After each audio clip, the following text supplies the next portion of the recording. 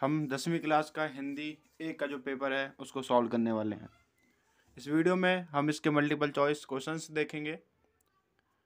बाकी जो आपके वर्णनात्मक क्वेश्चंस हैं, वर्णनात्मक प्रश्न हैं, उन्हें में ही हम देखेंगे। तो सबसे पहले इस पेपर में 2 खंड थे, खंड ए और खंड बी। ठीक है, खंड ए में तुम्हें टोटल 40 क्वेश्चन करने थे 44 में से, और बाकी खंड बी में कुल 7 प्रश्न थे। ठीक है, शुरू करते हैं। सबसे पहले थे हमें एक गद्यांश दिया गया था जो कि हमारा 5 नंबर का था। ठीक है, हर क्वेश्चन के लिए एक 5 नंबर था। तो इसका फर्स्ट क्वेश्चन था, किसी भी देश के आधारभूत विकास के लिए क्या आवश्यक है। ठीक है, तो इसका ऑप्शन होगा ऑप्शन नंबर डी, मातृभाषा में शिक्षा का विस्तार करना। नेक्स्ट क्वेश्चन है, स्वास्थ्य और चिकित्सा की दृष्टि से कौन से देश अच्छी स्थिति में है। तो इसका आंसर होगा ए, मातृभाषा में चिकित्सीय शिक्षा देने वाले देश, क्योंकि देखो यहाँ पे लिखा हुआ है।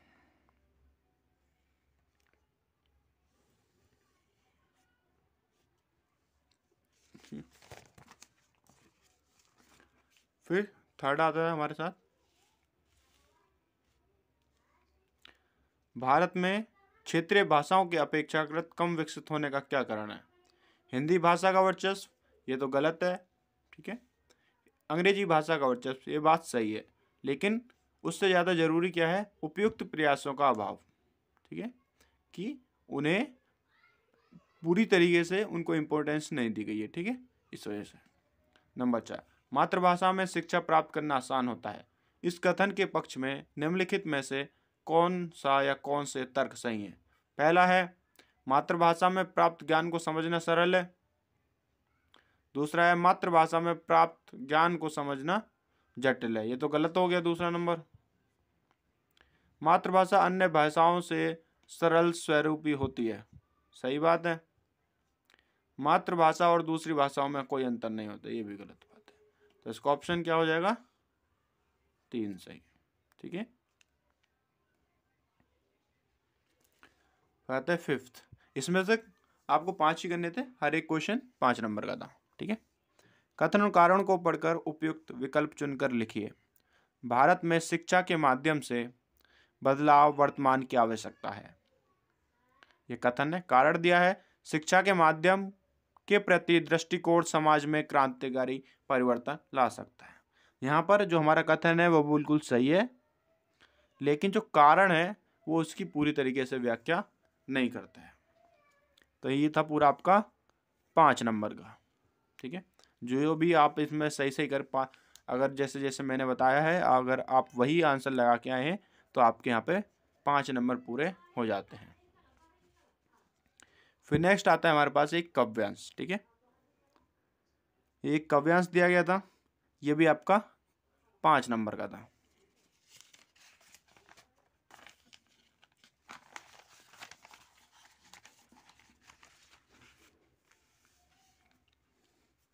इसमें पहला था, अपने आप से लड़ने का क्या अभिप्राय है।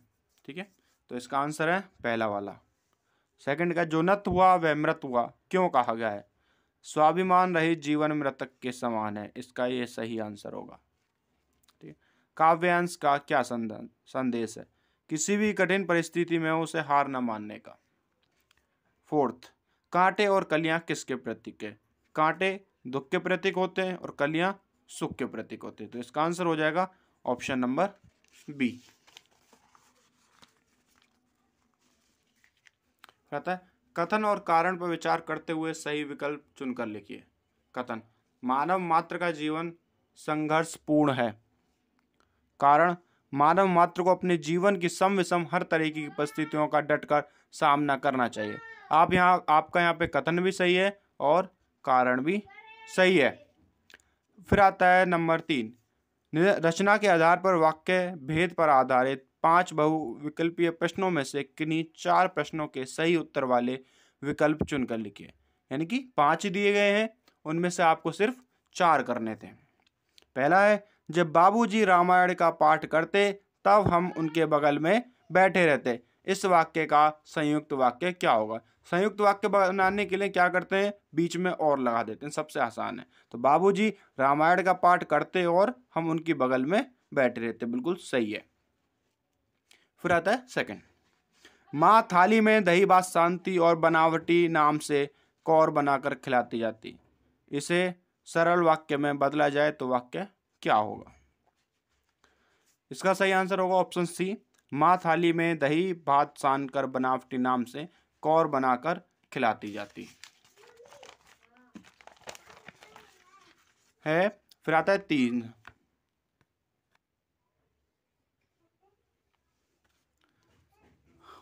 तीसरा है, निम्नलिखित वाक्यों में से मिश्र वाक्य पहचान कर नीचे दिए गए विकल्पों में से सर्वाधिक उपयुक्त उत्तर वाला विकल्प चुन कर लिए।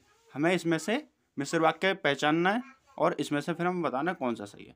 जब दुलारी ने केस बांध लिए तब उसने खिड़की खोल दी, बिल्कुल सही बात है। उसने सिर का पसीना सुखाया और वहीं खड़ी हो गई, ये हमारा संयुक्त वाक्य हो गया। टुन्नू जब दरवाजे पर खड़ा था तब उसके पास एक पोटली थी, ये भी सही है।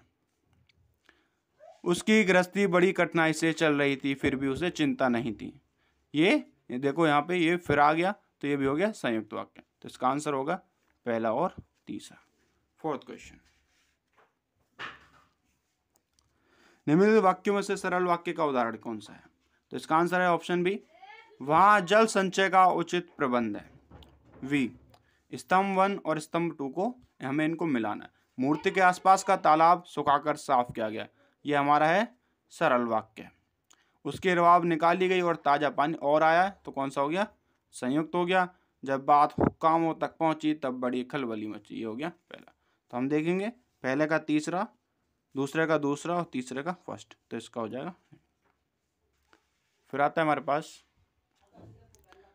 निर्देशानुसार वाच्य पर आधारित 5 बहुविकल्पीय प्रश्नों में से किन्हीं 4 प्रश्नों के सही उत्तर वाले विकल्प, यानी कि हमें 5 दे रखे हैं वाच्य के आधार पे और 4 हमें इसमें से करने हैं।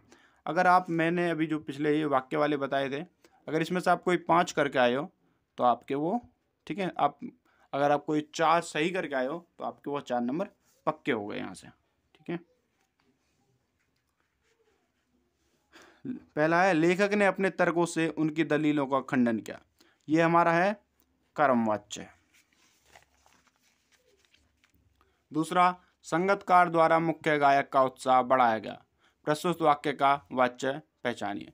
उत्साह बढ़ाया गया, ठीक है, तो ये क्या हो जाएगा? भाववाच्य। कवि ने श्री कृष्ण के रूप सौंदर्य का वर्णन किया, इसका कर्मवाच्य क्या होगा?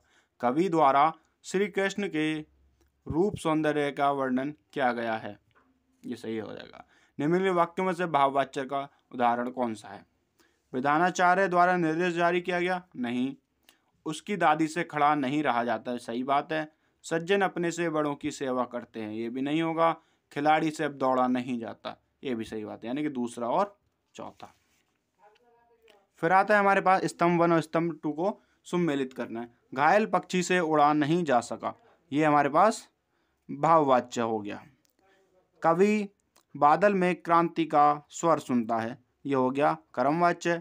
उससे वह गीत नहीं गाया गया, ये हो गया कृतवाच्य। तो हमारा आंसर हो जाएगा ऑप्शन बी।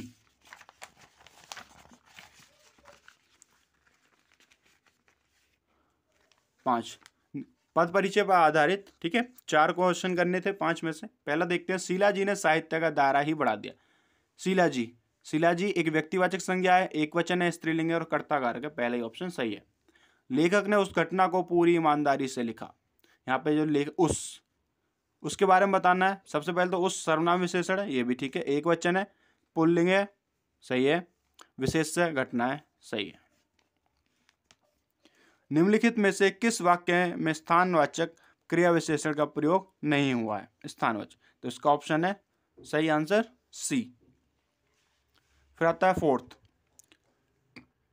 कस्बे की नगर पालिका प्रतिवर्ष, प्रतिवर्ष क्या है? ये देखो, ये कालवाचक है, ठीक है, स्थानवाचक नहीं होगा, ना ही व्यक्तिवाचक है, ना तो ये तीनों ऑप्शन खत्म हो गए, तो कौन सा बचा? Option B. इस तरीके से हम लगा सकते हैं। अगर हमें नहीं भी आता है तो हम ऑप्शंस को एलिमिनेट कर सकते हैं, ठीक है, खत्म कर करके उनको काम कर सकते हैं। मैं, मैं क्या होता है, उत्तम पुरुष सर्वनाम होता है। ठीक है, पुरुषवाचक सर्वनाम के 3 होते हैं, उत्तर, मध्यम और अन्य पुरुष। तो इसमें फिर आता है अलंकार। अब की बार फिर अलंकार से हमारे क्वेश्चन है, 5 क्वेश्चन दिए गए हैं, 4 करने हैं अलंकार के। पानी प्रात को हाथ छुए नहीं, नैन के जल सो पग धोए। अलंकार कौन सा, अतिशोक्ति है। क्या कह रहा है कि जो हाथ है उन्होंने पानी को छुआ भी नहीं, ठीक है, और जो आंसू थे उनसे पैरों को धो दिया गया। तो यहाँ पे एक अतिशयोक्ति हुई है। धीरे धीरे उतर क्षितिज में आ बसंत रंजनी, यहाँ पे उत्प्रेक्ष अलंकार है। तीसरा, विद्या धन उधम बिन कहो जू पावे कौन, बिना डुलाए ना मिले जियो पंखा की पोन। तो यहाँ पे भी उत्प्रेक्ष अलंकार है। फिर आता है मृदु मिट्टी के हैं बने हुए, मधु घटा फूटा ही करते हैं। तो यहाँ पे देखो मैं बहुत बार रिपीट हो रहा है, तो यहाँ पे हो जाएगा यमक अलंकार।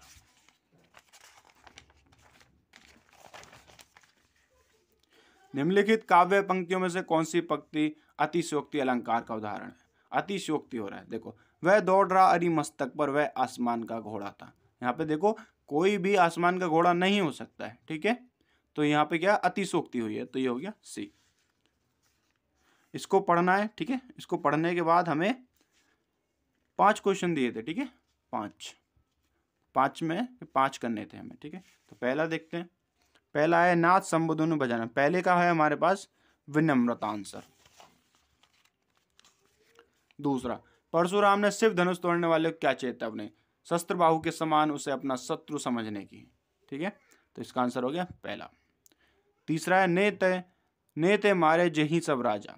तो यहाँ पे जो परशुराम का अहंकार है वो दिख रहा है। परशुराम कह रहे हैं मैं वही हूं जिसने बहुत सारे राजाओं को मारा है, ठीक है।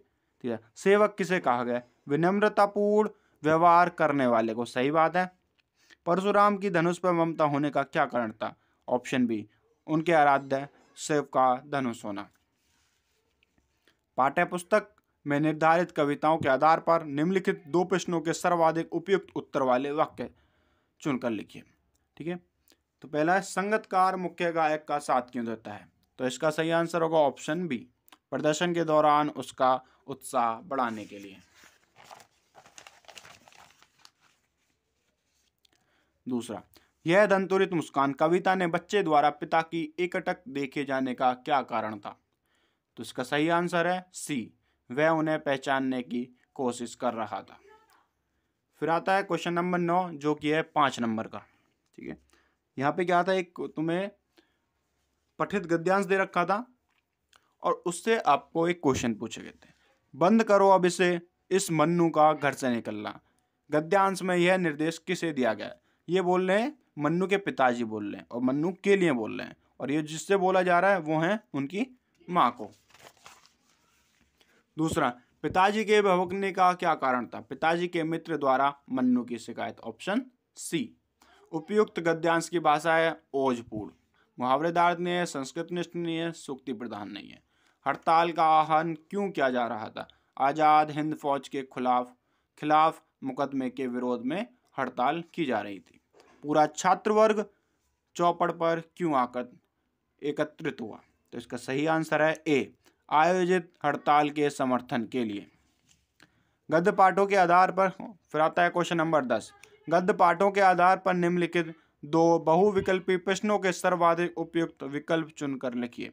बिस्मिल्लाह खां काशी छोड़कर क्यों नहीं जाना चाहते थे। अब यहाँ आप देखोगे तो आपको लगेगा ये सभी ठीक है, ठीक है, आपको सभी लगे। उसमें एक जो सबसे मेन है वो ये है, उनकी जन्मभूमि और कर्मभूमि होने के कारण उन्हें काशी से विशेष लगाव था। वो जब भी दूर जाते तो उन्हें काशी की याद आने लगती थी, ठीक है।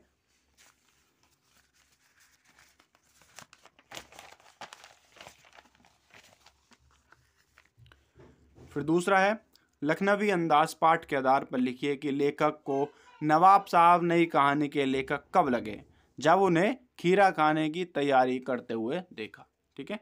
तो इसका सही हो जाएगा ऑप्शन बी। यहाँ पे आपके 40 क्वेश्चन पूरे हो जाते हैं, ठीक है। उनमें से आपको 44 थे, आपको 40 करने थे, यानी कि 40 नंबर के जो क्वेश्चन थे आपके वो मल्टीपल चॉइस थे। अब आता है 11 नंबर, वर्णात्मक क्वेश्चन, ठीक है। इनके जिसको आपको आंसर लिखना था गद्य पाठों के आधार पर निम्नलिखित 4 प्रश्नों में से किन्हीं 3 प्रश्नों के उत्तर लिखिए। ठीक है, आपको इनमें से 3 लिखने थे, ये भी 3 लिखने थे, 2-2 नंबर के ही क्वेश्चन थे। और ये इसमें से 3 में से 2 लिखने थे, लेकिन हर क्वेश्चन 4 नंबर का था। 50 से 60 यानी कि लगभग 10 लाइन के आसपास आपको आंसर लिखना था इनका। आपको एक अनुच्छेद लिखना था। ठीक है, तीनों में से किसी एक विषय पे। 15वां, एक पत्र लिखने के लिए आया 5 नंबर का, या तो ये लिख सकते थे या ये लिख, अथवा का मतलब यही होता है कि आप दोनों में से कोई भी एक लिख सकते हैं, आपके पास मर्जी है, आपकी चॉइस है। 16वां, 16 में हमें वही करना था। ठीक है, एक हमें या तो ईमेल लिखिए या स्वव्रत तैयार करना है। ठीक है, स्वव्रत बोलते हैं नोटिस को। 17वां, ये भी 4 नंबर का था। राज्य परिवहन निगम की ओर से सुरक्षा। ठीक है, एक या तो विज्ञापन तैयार करिए या फिर एक संदेश लिखिए, दोनों 4 नंबर के। तो यहाँ देखोगे आप 6, 5, 5, ये जो नंबर हैं 6, 5, 5 और 4, ये बहुत ही आसान नंबर है। ठीक है, ये जो 20 नंबर बने हैं यहाँ पे, इनको आसानी से लिया जा सकता है।